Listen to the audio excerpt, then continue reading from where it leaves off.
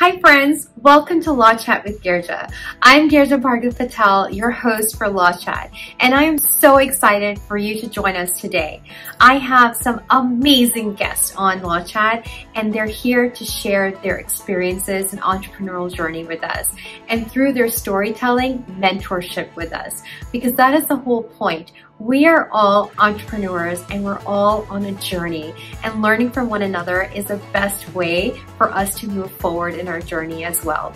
And I have amazing guests who are so willing and ready to share their stories with us, their challenges and their victories and their achievements, and also their mindset.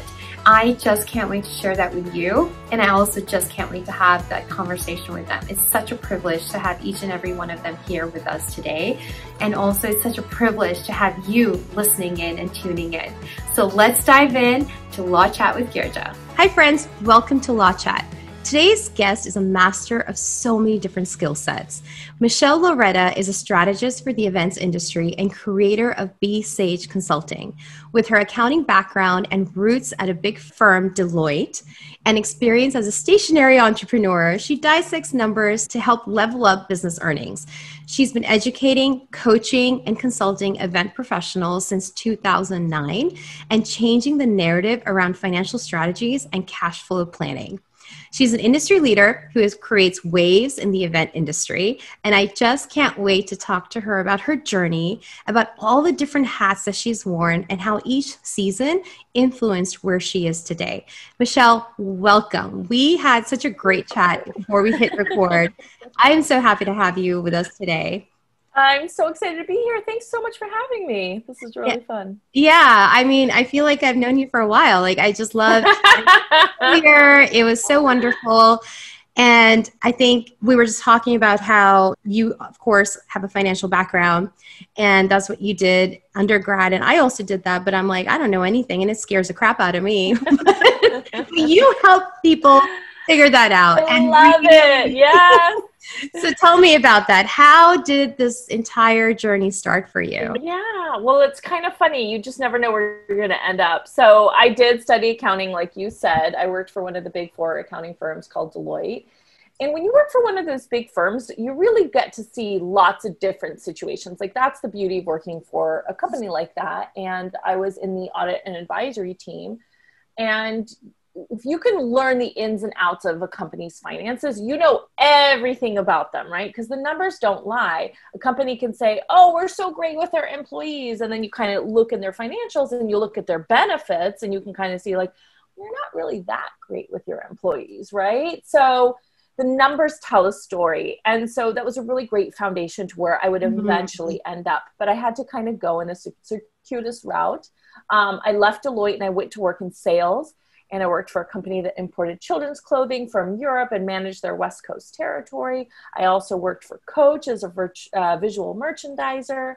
And then I got into the wedding industry. I started designing wedding invitations. And that's where I got my first bite of this event industry that I have now been in for over 15 years, 16 years, that I absolutely love. And then in 2009, I started writing a business blog. It was a business blog for the events industry. So how to have a smarter business. Back then, there weren't tons of people talking about the business side of events. I think even in all service-based businesses, there weren't tons of people that were saying, like, this is how you write a business plan. Like, if you didn't go to business school, you just kind of had to, like, figure it out, or you went to Barnes and Noble and you bought a book and you tried to, business plans for dummies. I was going to say that. Right? Yeah. I bought a book. I think I still have it somewhere. It was like business planning. It was like from Fortune magazine, wrote a book. So I started writing a business blog, sharing some of my background, like things like, how to track your ROI on ads and things like that. Again, nobody was talking about these things back then. Yeah. But this blog is what eventually evolved into this consulting business that I have now, where I do business strategy coaching, primarily in business planning and financial strategy consulting. specifically for the events industry. Wow. I feel like when I even read about you and then now after hearing from you, it's like you went from accounting to this whole different industry, but you also went from, you connected yourself from different industry to different industry. Yeah. And so how did that happen? Like when you moved from Deloitte and then you went into a marketing role, that wasn't what you were doing before. No. Each time you did that transition, what were some of the feelings that you were having? And then how did you overcome them? Or you were like, I'm awesome. Like, how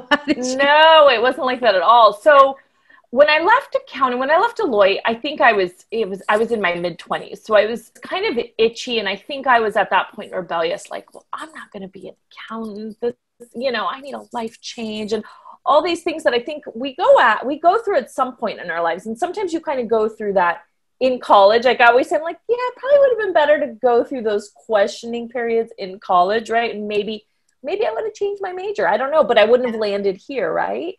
And so I thought, well, I want to do something different. Accounting is not for me. I'm more creative than that, right? And so at that time, the economy, this was early 2000s, was doing really well. And so there were more jobs than there were people looking for jobs. Mm-hmm. And so in the job that I was hired, it was a really small business. And at that time, the owner said, oh, my husband, he worked for a big accounting firm. He was a partner in a big accounting firm. I know that you are way more capable than just your skill set. So she didn't pigeonhole me, which was really awesome. And I think unusual. Like, I don't think in the last, 20 years, we've had that kind of economy ever where you're like, oh, you did accounting? I'm going to hire you to do sales and marketing. We haven't seen that in a really long time. Now, I think we're kind of going through that right now, actually. So it's going to kind of be interesting to see where the labor market goes in the next few years. But I'm sensing a huge shift in people's mindsets in terms of hiring people. So that's how I made that first jump. And at that time, it was exciting. It was great to be able to try something different and new. And I do like change. So it was really great to kind of, see that.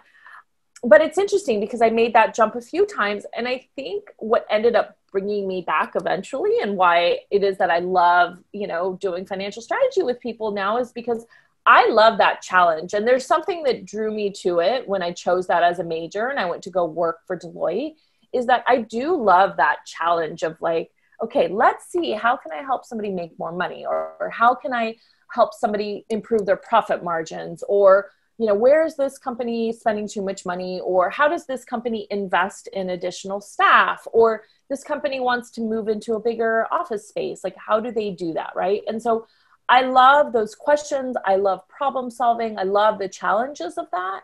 And so even though I left that in my mid-20s thinking like, I don't want to do this, in reality, it's at the core of who I am. I love those kinds of problems. So, yeah. I think that's really interesting that you say that because I feel like I also kind of followed this. I love the law. I love the practice of law because it's actually very creative also. You find creative solutions for your clients. But then there was a time when I felt very boxed into a schedule. And while I loved it, I also felt like it didn't align with the life that I was going into or, where the next steps of my life were taking. So then I took a step back and because I was always like, well, my degree is not going anywhere. I'm not married to this job.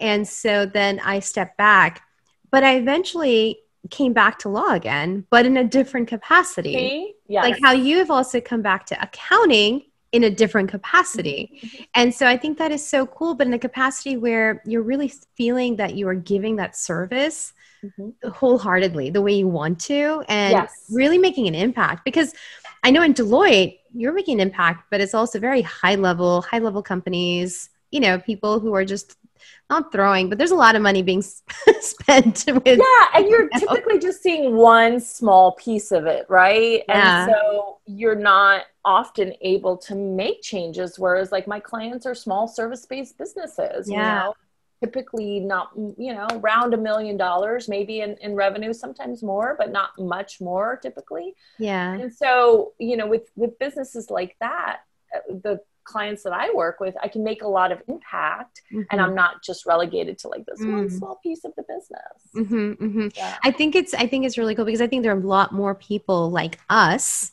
than not. And sometimes people just don't know how to leave that space. They want to leave, but they don't know how to.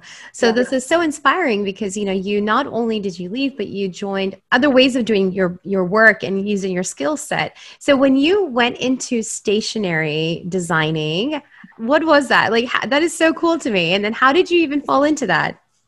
So I have no background in design. So this was 2004 when I started my invitation business. And again, it was like this little golden time where honestly, it was like the first time really in history where people could launch a business and put their name on a website. People were launching websites for the first time, and you could compete with big companies like Crane, for example. Like, I remember sensing the power of that. Now, the reality is I was not competing with Crane, but you were able to like have a profile on, in those days, the Knot was brand spanking new. And you put a profile on the Knot, and Wedding Wire didn't even exist. And you put a profile on the Knot, and maybe you were one of 10 vendors. It was crazy. It was crazy time. And now on the Knot, there's like hundreds of thousands of people that you go through to find your wedding vendors. But when I started, I was like one of 10 stationers, and it brought me a ton of business at that time. Yeah. So again, it was like this little crazy time where entrepreneurs, service-based entrepreneurs, were first launching their businesses and being able to compete on the internet space with really well-known brands and get found easily. There wasn't a ton of competition at that point. So I started my stationery business out of a love that I had for paper. I always loved stationery and paper. I didn't have a design background. And in those days, again, like the design was not very sophisticated. It was text on paper. It was much more about embellishments in those days. So like ribbons or special folders and pockets and things like that. These days, stationery has evolved, and like the talent of designers is just so amazing to me. Yeah. A lot of my clients are stationery designers, and I'm like, oh my gosh, you are so beyond skilled. Yeah. People really appreciate like printing methods and letterpress and things like that. So in the mid 2000s, when I started, the design wasn't as sophisticated. I could compete really easily. So being that I didn't have a stationery background, I could just kind of hit the ground running and found my network and built a business really based on that. Yeah. I always say, I'm like, if I started now, it'd be a different story. I wouldn't be able to compete with amazing talent of people today. Yeah.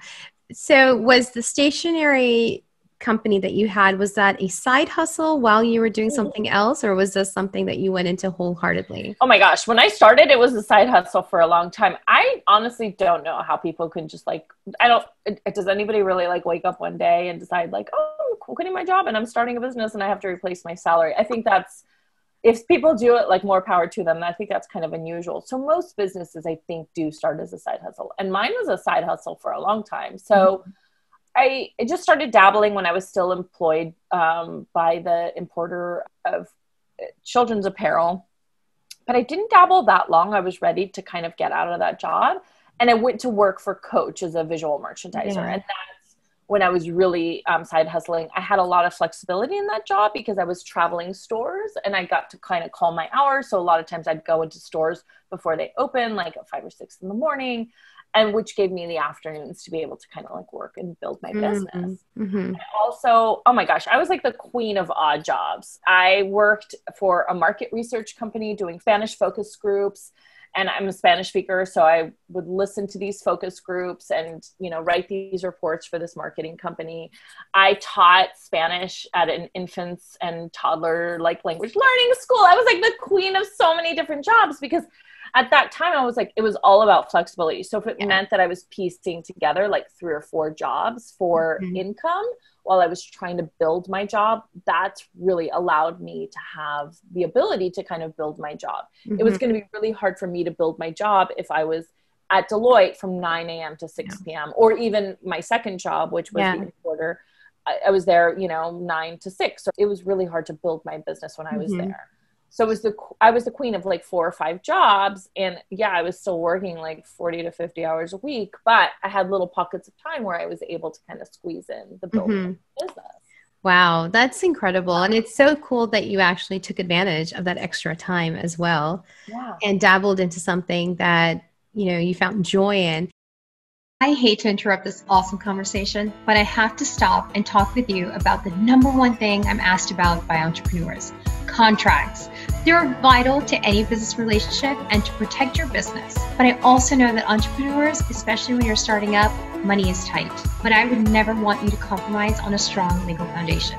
So enter yourcontractbuddy.com, a website created by me with contract templates created and drafted by me and fellow industry partners. They're ready to use and easy to plug in immediately. And they are not restricted to any specific state. So yourcontractbuddy.com is sponsoring this episode, and you and your listener can get 10% off right now with code LAWCHAT. Yes, you heard me right. 10% off right now with code LAWCHAT. And now back to our awesome conversation.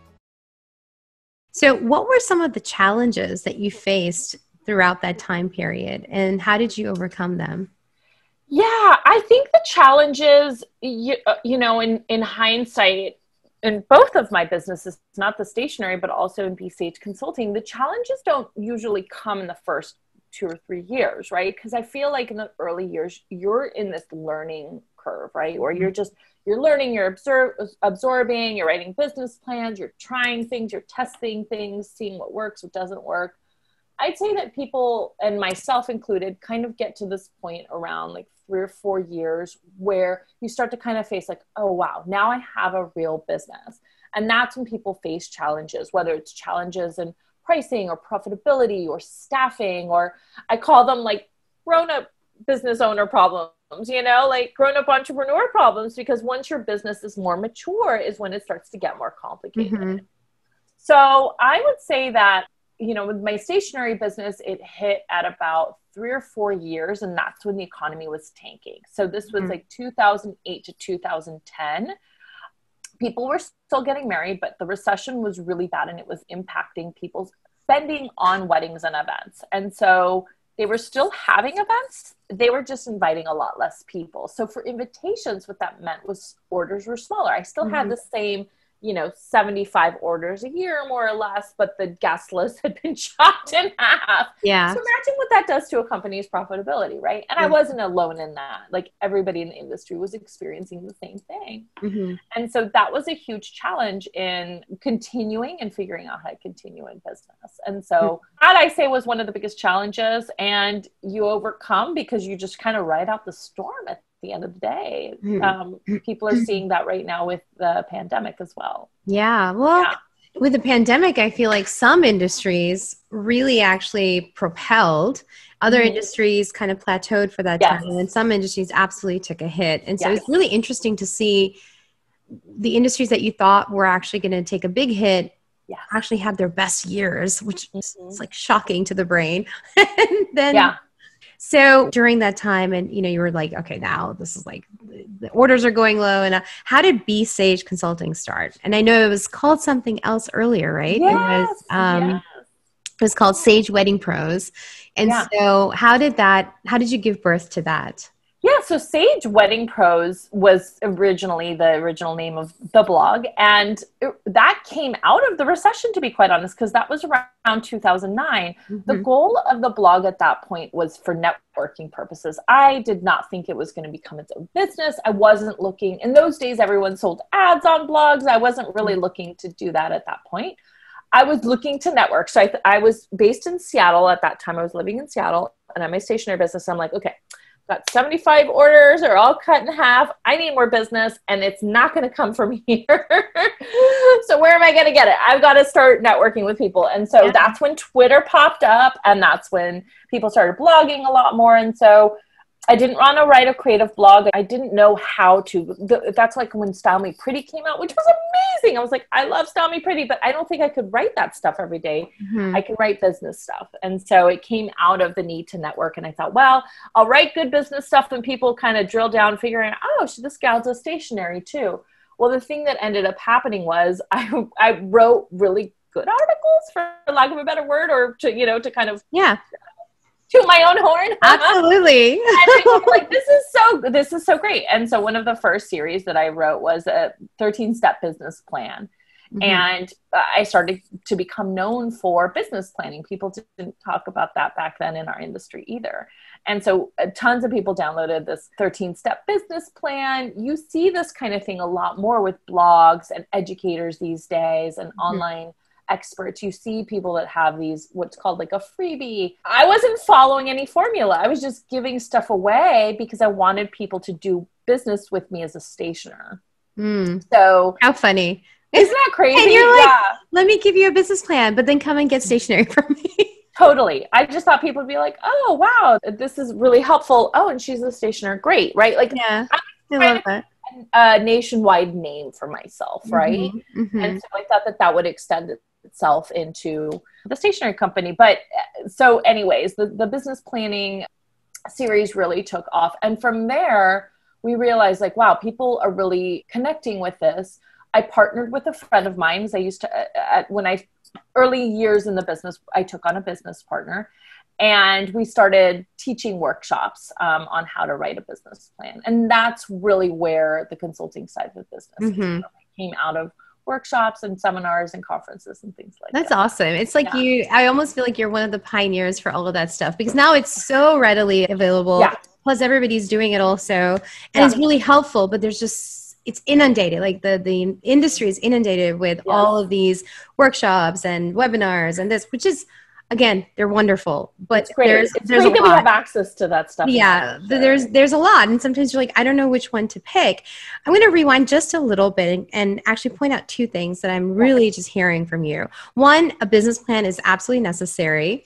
And it's funny because I was just talking to a client yesterday and I'm like, we need a business plan. And I'm not even like, I'm like law over here, but I'm like, we need a business plan. You want to grow? We need a business plan. Yeah. And so, it was like, well, where do I start? I'm like, okay, this is a great conversation to have right now too. So there's a lot of people that don't even know where to start with a business plan.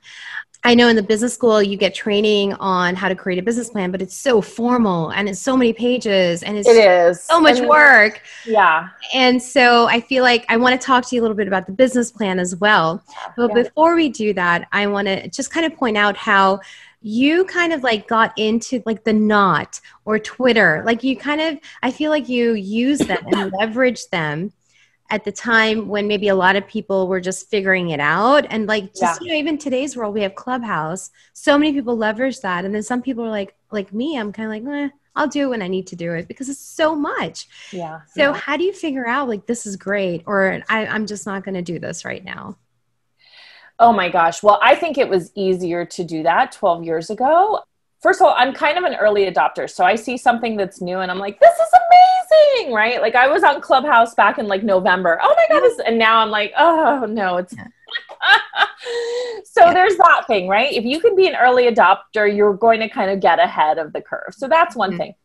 I'm not going to lie. It's a lot harder these days because there's like 50 different platforms. Back then it was like, maybe you had a blog and then Twitter all of a sudden popped up. Instagram didn't even exist. Facebook did, but it was only social. So Twitter was like, LinkedIn existed, but creatives weren't doing business on there. And so Twitter was really, it was like networking. It was kind of like the frenzy that people felt a couple months ago with Clubhouse. Like Twitter was where people were doing business. Yeah. So, these days, the advice I'd say is a little bit different. Like pick one platform or two platforms at the most to be really strong at. And, if you want to post occasionally or, say something occasionally on the other ones, great. But there's only so much time in the day, right? Yeah. And you could spend more than 40 hours a week just marketing and not actually like servicing. Yeah. So you have to pick and choose probably a couple platforms. And that's I would have to agree with you on that. And then also if you need to take a break, it's okay. I know everybody is like concerned about the algorithms and this and that. And, well, like they change every day, every so many weeks, they're changing the algorithm all of a sudden.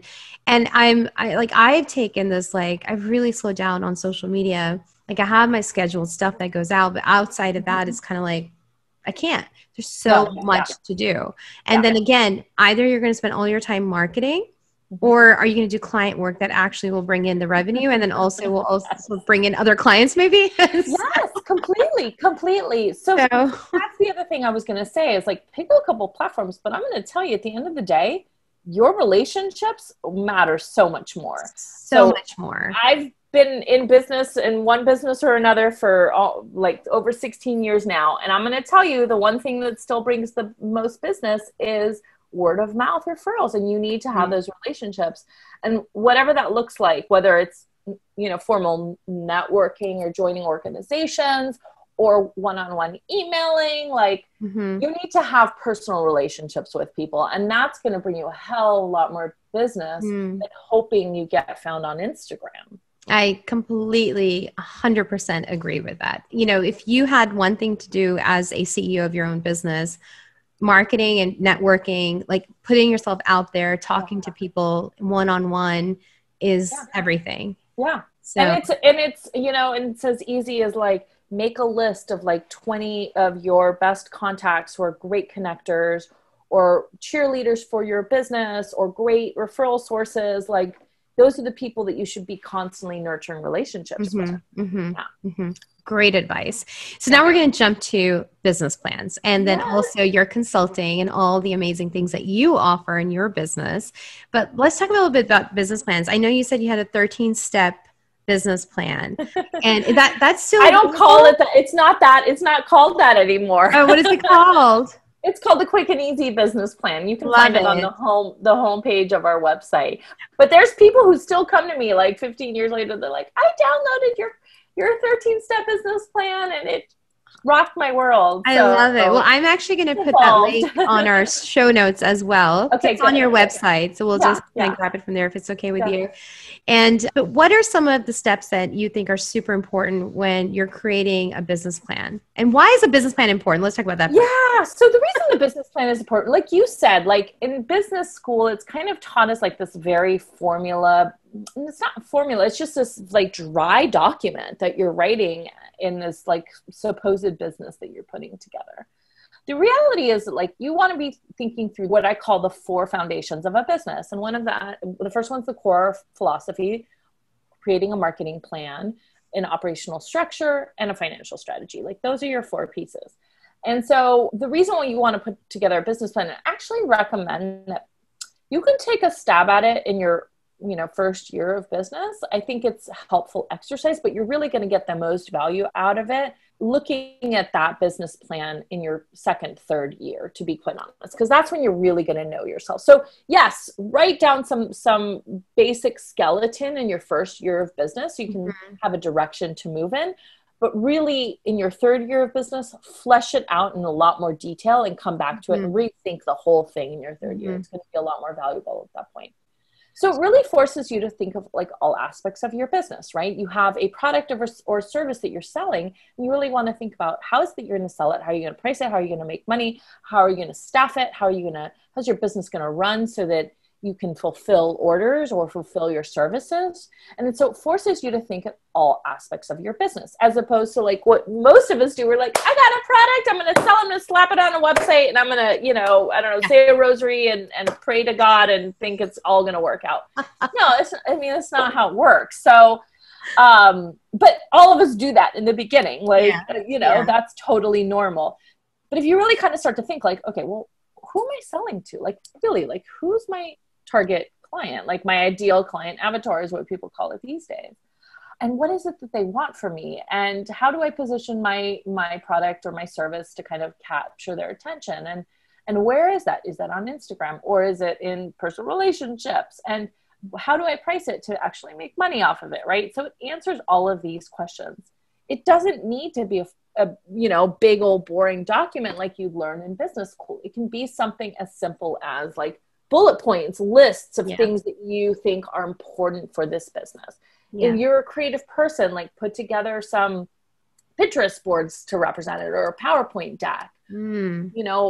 I've seen people put together bulletin boards to kind of, pin boards, like actual physical, like pin boards or dream sheets to kind of capture some of this stuff.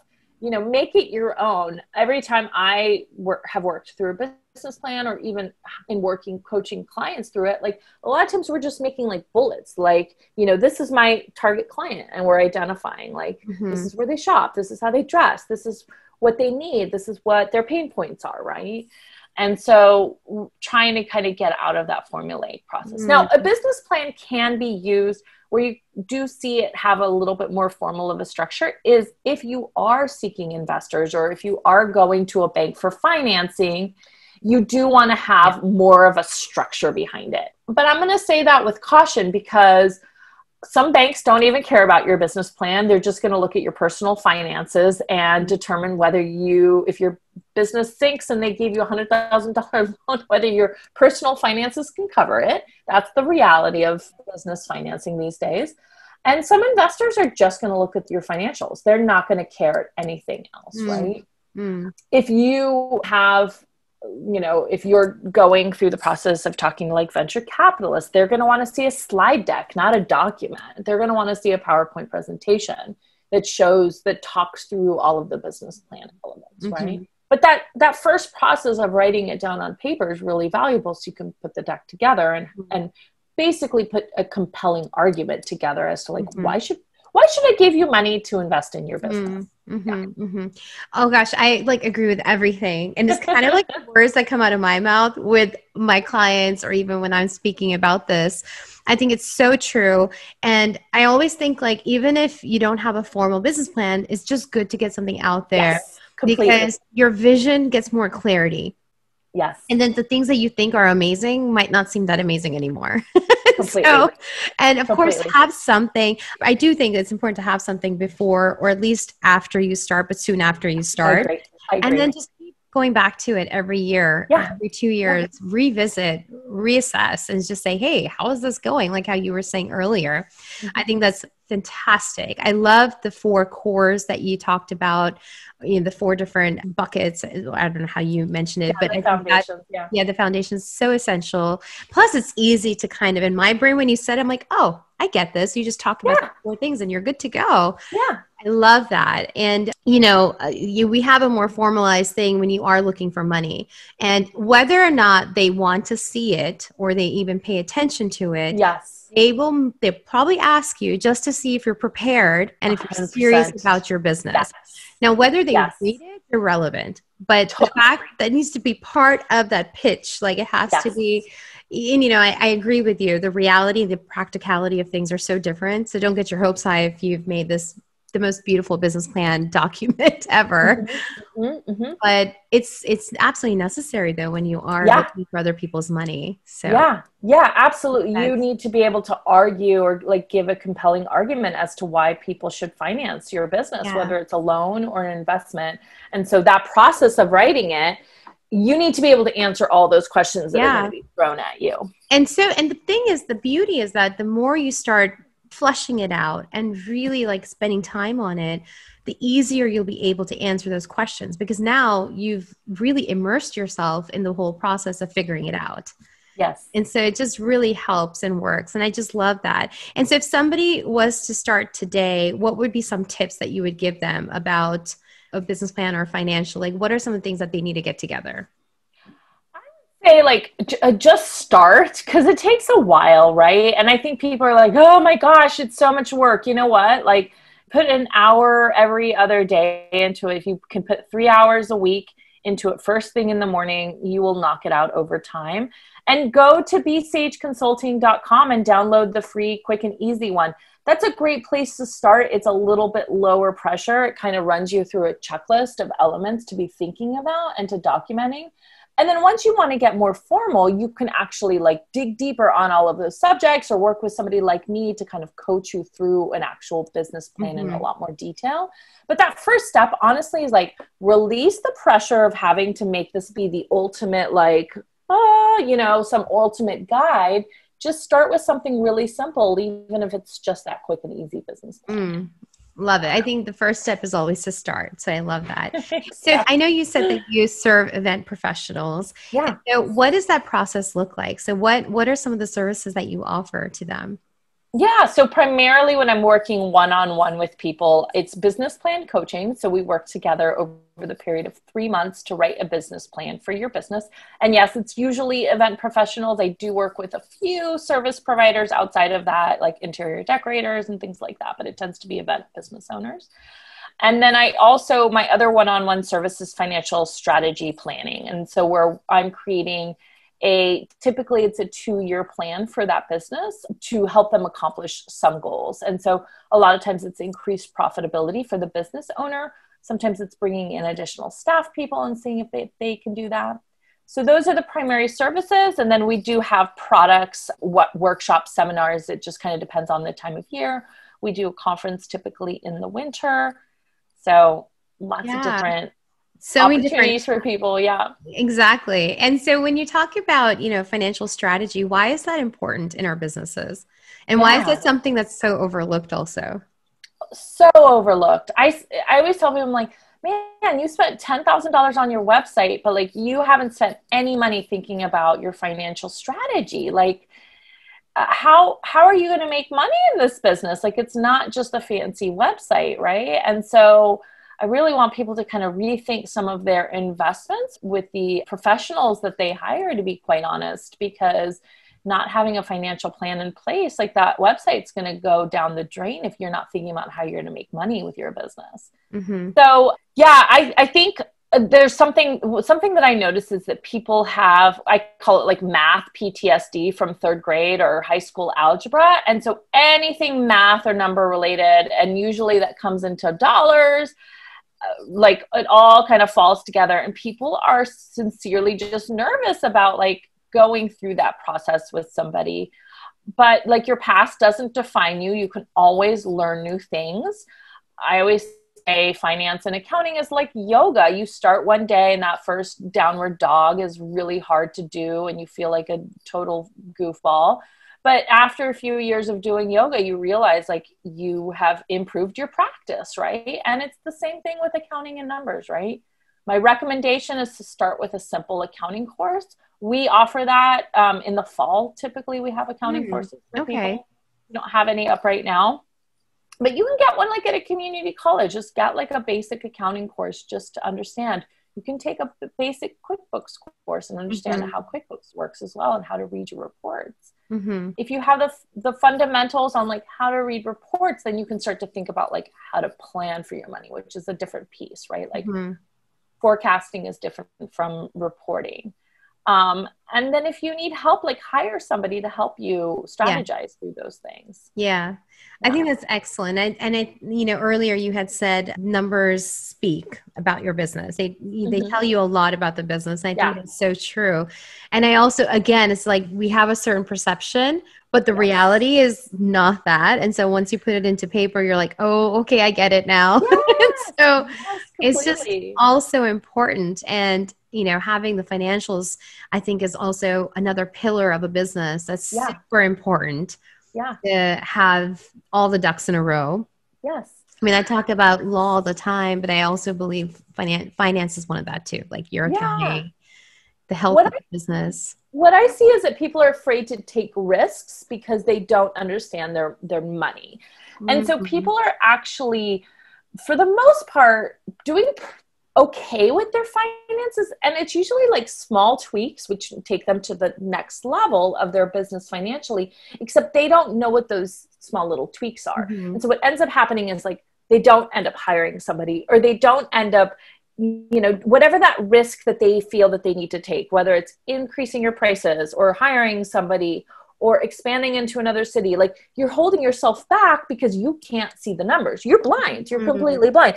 So like, how are you going to make a move? You can't even see where you're going. And so people don't really realize how limited they are when they don't have that financial path in front of them. So key. And so knowing the finances and then having a financial strategy in place is so key, and definitely they can reach out to you. So do you only serve event industry professionals or companies or businesses, or do you serve others also? For the most part, I'd say like 85% of my clients are event professionals. There are a lot of service-based businesses that are what I call like parallel industries that I'm more than able and wanting and willing to serve. Most service-based businesses kind of follow a similar trajectory, but I don't work with anybody that's like, product-based or technology-based or anything like that. That's not. Okay. Wonderful. I love that. And so this is Law Chat, and I always sometimes forget to talk about the law because I get so into the story of my guest. But has there ever been a time when you were like, gosh, I really wish I had taken care of that earlier? Or you're like, I took care of that because I'm that good. Like I've gotten that done. With my legal, my gosh. I think I've just always been obsessed about like covering my butt with contracts. I have contracts for everything. I'm like, I talk to somebody on the phone for half an hour about an idea I have, and you're signing an NDA. I love that. I have you give a 30-minute presentation to somebody in one of my masterminds. I've got a contract for you. Like I'm talking to you for 1 hour on the phone. I have a contract for you. Yeah. So I just never take that for granted. I think the smartest thing that I've done to protect my relationships is to have a contract. So I mentioned that early on in my business, I had a business partner. She and I are still great friends because we signed a partnership agreement like on day one. Yes, so important. And again, like we're still great friends and we still have a great relationship. And she needed to exit the business 4 years ago. And we had that partnership agreement that defined exactly what would happen if one of us needed to leave the business. And thank God we did, because we had an exact roadmap of like when we need to like part ways, like, how does it happen, right? Like who has what, who owes what. And I always say, I'm like, man, that partnership agreement is one of the most important things. And so many people don't do that when they're going into business with a friend. Yeah, I completely agree with you. So many people don't do it with business, with friends or family, because they're like, oh, well, I trust them. Totally. And we're so good. And exactly. Having a contract doesn't undermine that trust. Totally. It reinforces that trust. Yeah. It also gives you a roadmap in the event something happens. Yes. Because when you are signing together and doing all that, everybody is in a happy spot. Yeah. But then things happen, and money can be the demise of many relationships also. Yeah. Completely.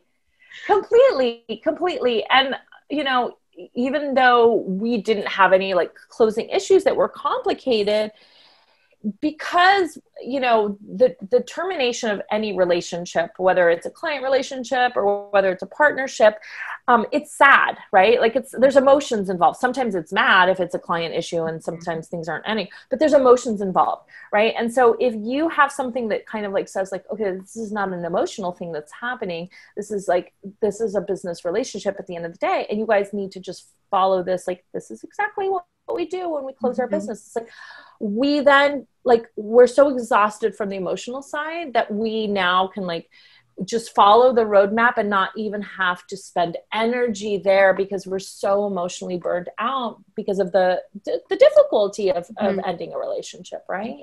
Absolutely. So, I feel like I'm in you and you're speaking. I love it. I'm like, wow, kindred spirits are talking right now. It's good. Oh gosh, I loved it. I loved chatting with you today. I loved all the information you shared with us and the wisdom that you shared with us today. So thank you so much for that. Oh, so fun talking with you. Thanks for having me. And I know, people will be connecting with you. I'll be putting all the links in the show notes, but I always like to ask my guests a couple things. And my first one is, what's your anchor when things are just not going your way, or, it's hard? What's your anchor? Yeah. Well, I think I learned to when things aren't going my way, I've learned I'm probably burned out and I'm probably spinning my wheels and it's not positive. So I've learned, instead of continuing to move forward, I actually back the F up and I just relinquish all, release myself from the pressures of whatever I'm feeling. And I just give myself time to kind of navigate that. And it may mean I'm not working as many hours, or I'm just taking more time off. And I've learned that time does heal all. Mm-hmm. Mm-hmm. Yeah. It does. It does. And I think that's so much wisdom right there, is just to pause and slow down, because your body speaks very loudly when you are tired, or when things, you just need to like pause, and you just need to learn to listen. And so what is a book of yours, whether it's fiction or whether it's business related, what is a book that you just love and you're like, oh, I'd love this book, I want to share it with everybody? Well, I'll share like a business book, and I'll share like a personal book, or maybe a few. So a couple business books that I absolutely love, and I tell people all the time: Delivering Happiness by Tony Hsieh. He was the CEO of Zappos. I absolutely love that book. It's an amazing book on creating culture and a strong brand where people kind of know you, and a core philosophy. Absolutely love that book. And then I also like, more recently, Atomic Habits. Read lots of books on like habit building, and they're usually like, this one's really great. It's very approachable. It makes everything like easily digestible, and it's very powerful how he writes it. Personal books, I read a lot of fiction. I used to read a lot more business, but then I found I was like not sleeping at night because I was too energized by business books. So the last several years, I'm all about the fiction. So I love the book Americana. It ends with an H. By Chimamanda Adichie. It's absolutely beautiful. It's an immigrant story within the United States and within the UK. Absolutely one of my favorite books written in the last 5 or 10 years. And the other one is Cristadora. It's about New York, and it spans the time from like the 60s all the way to modern time. But it's this huge drama of like, father or mothers and sons, and AIDS, and identity, and gay. Like it has all the issues. And it's just like, I don't know. It's just like one of the best books. I tell people all the time. Oh, wow. Well, I'll add all those links. If you're on Goodreads, follow me on Goodreads, because I'm always posting reviews on there. Oh, wow. Okay. Yeah. Wonderful to know that too. Well, with that being said, how can people connect with you? How can the listeners connect with you? Yeah, so they can find me on my website, which is besage, BESAGE, consulting.com. And then on Instagram, you can find me at besage always. That's my handle for most of my social media handles. Wonderful. Well, thank you so much for being with us today. Yes, thanks for having me. Amazing story. And I learned a lot, and I cannot wait. Actually, I'm going to go check out your business plan good. Maybe that you have, because I think that's going to be super helpful. But thank you so much. Thank you for having me. This has been really fun talking with you. Thank you so much for joining Law Chat with Girja. I love these kind of stories and conversations where we can be real, honest, and open, and having fun at the same time. I hope you are inspired and motivated to keep doing the amazing work you are doing. If this is something that gave you all those feels and then some, truly motivated and inspired for you, you can show your love in all or one of these ways. Be sure to give this video a thumbs up, subscribe, and share this video with your community and tell them about it, or share it with somebody that can benefit from it. I look forward to seeing you next time on another episode of Law Chat, and until then, keep moving forward. Bye.